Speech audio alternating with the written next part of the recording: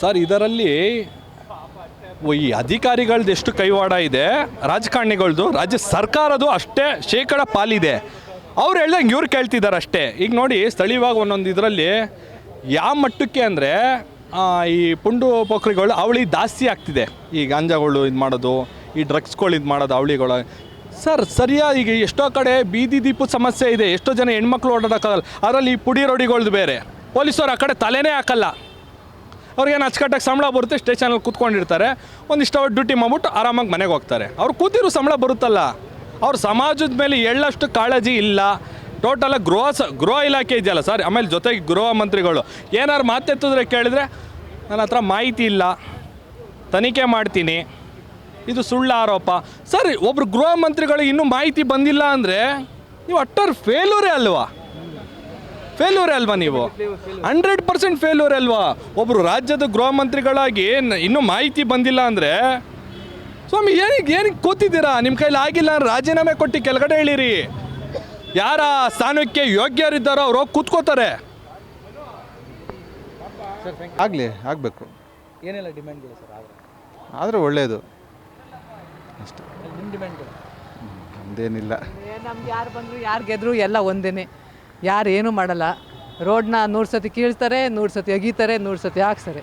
ಖರ್ಚಿಲ್ಲೇ ಹೊರ್ಟೋಗುತ್ತೆ ರೋಡ್ಗೆ. ರೋಡ್ ಮಾಡ್ತಾರಲ್ಲ, ಒಬ್ಬೊಬ್ಬ ಒಂದೊಂದು ಸರಿ ಬರ್ತಾರಾ, ಒಬ್ಬೊಬ್ರು ಒಂದೊಂದು ಸರಿ ಹಾಕ್ಕೊಂಡು ಹೋಯ್ತಾರ.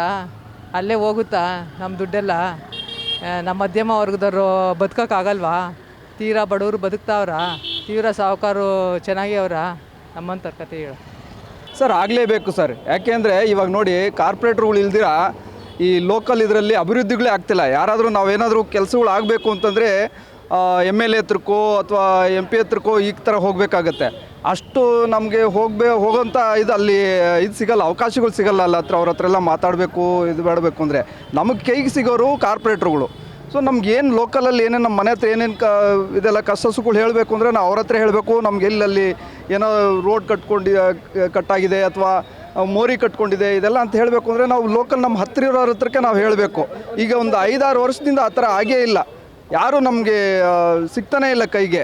ಸೊ ಈಗ ಮುಂಚೆ ಇರೋ ಕಾರ್ಪೊರೇಟ್ರುಗಳಿಗೆ ಅವ್ರದ್ದು ಅವಧಿ ಮುಗಿದೋಗಿದೆ. ಆಸ್ ಪರ್ ಸಂವಿಧಾನ ಪ್ರಕಾರ 6 ತಿಂಗಳೊಳಗಡೆ ಮತ್ತೆ ಎಲೆಕ್ಷನ್ ನಡೀಲೇಬೇಕು. ಅದು ನೋಡಿದ್ರೆ ಈಗ 6 ವರ್ಷ ಆಗೋಗಿದೆ. ಸೊ ಇವರು ಒಳಗೆ ಕಿತ್ತಾಟಗಳಲ್ಲಿ ಇದೆಲ್ಲ ನಿಂತೋಗಿದೆ ಎಲೆಕ್ಷನ್ಗಳೆಲ್ಲ.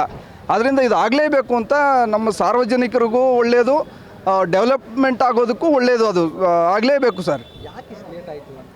ಸರ್ ಇವ್ರು ಒಳ ಜಗಳಗಳೆಲ್ಲ ಈ ಯಾಕೆಂತಂದರೆ ಇದು ಪಕ್ಷಾತೀತವಾಗಿ ಇವರು ಮುಂಚೆ ಏನೋ ಮಾಡ್ಕೊಂಡಿದ್ರೇನೋ ಗೊತ್ತಿಲ್ಲ. ಬಟ್ ಈಗ ಏನಾಗ್ತಿದೆ, ಅವ್ರು ಮಾಡಿದ್ರು ಅಂತ ಇವರು ನಿಲ್ಲಿಸ್ಕೊಂಡಿದ್ದಾರೆ. ಹೀಗೆ ಒಬ್ಬರ ಮೇಲೆ ಒಬ್ಬರು ವಂತುಗಳು ಹಾಕ್ಕೊಂಡೇ ಹೋಗ್ತಿದ್ದಾರೆ. ಇದು ತಪ್ಪು. ಇದು ಯಾರೇ ಪಕ್ಷಾತೀತವಾಗಿ ಇದು ಆಗಲೇಬೇಕು.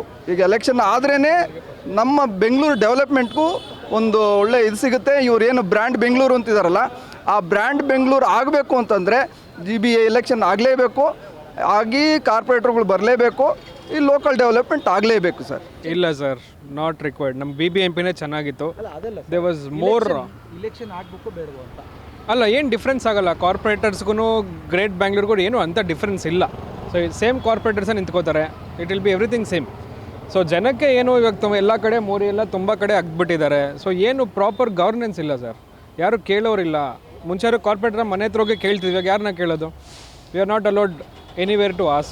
ಸೊ ಅದು ನನ್ನ ಅಭಿಪ್ರಾಯ. Thank you so much. ಅಲ್ಲ ರೀ, ಎಲ್ಲ ಎಲೆಕ್ಷನ್ಗಳು ಇವ್ರು ತಿರುಗಿ ಹಾಕ್ಕೊಂಡು ಸರ್ಕಾರದವರು ಎಲೆಕ್ಷನ್ ಮಾಡಿದೆ ಸಣ್ಣ ಪುಟ್ಟ ಕಾರ್ಯಕರ್ತರು ರೋಡ್ಗೆ ಬರೋಕ್ಕೆ ಮಾಡಿ ಇವ್ರಿಗೇನು ಮಾನ ಮರ್ಯಾದೆ ಐತೆ ಸರ್ಕಾರದವ್ರಿಗೆ? ಅಲ್ಲ ಒಲಿ BBMP ಮೂಲಕ್ಕೆ ಬಿದ್ದು ಎಷ್ಟು ವರ್ಷ ಆಯಿತು, ಅದನ್ನು ಮಾಡೋಕ್ಕೆ ಆಗ್ತಾ ಇಲ್ಲ ಇವ್ರಿಗೆ. ಸಣ್ಣ ಪುಟ್ಟ ಕಾರ್ಯಕರ್ತರು ಕಾರ್ಪೊರೇಟರ್ ಆಗ್ತೀನಿ ಅಂತ ಆಶಾ ಆಕಾಂಕ್ಷೆಗಳು ಇಟ್ಕೊಂಡಿರೋ ಕತೆ ಏನಾಗಬೇಕು ರೀ? ಇವೆಲ್ಲ ಸ್ಥಳೀಯ ಸಂಸ್ಥೆ ಎಲೆಕ್ಷನ್ ಫಸ್ಟು, ಆಮೇಲೆ ಮೇಲ್ಮಟ್ಟ ಎಲೆಕ್ಷನ್ ಆಗಲೇಬೇಕು. ಇದು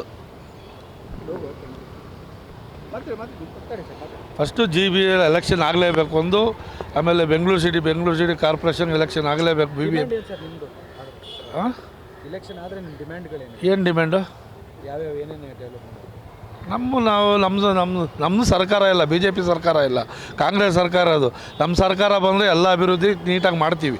ಅದು ಮಾಡೋಕ್ಕೆ ನಮ್ಮ ರಾಜ್ಯ ನಾಯಕರುಗಳು ರೆಡಿ ಇದ್ದಾರೆ, ಎಲ್ಲ ಮಾಡೇ ಮಾಡ್ತಾರೆ, ಹಾಗೇ ಆಗುತ್ತೆ. ಕ್ಷಣ ಕ್ಷಣದ ಸುದ್ದಿಗಳಿಗಾಗಿ ಫ್ರೀಡಂ ಟಿವಿ ಸಬ್ಸ್ಕ್ರೈಬ್ ಮಾಡಿ, ಲೈಕ್ ಮಾಡಿ ಹಾಗೂ ಫಾಲೋ ಮಾಡಿ. ಹೊಸ ಸುದ್ದಿಗಳ ನೋಟಿಫಿಕೇಶನ್ಗಾಗಿ ಬೆಲ್ ಐಕಾನ್ ಮೇಲೆ ಕ್ಲಿಕ್ ಮಾಡಿ.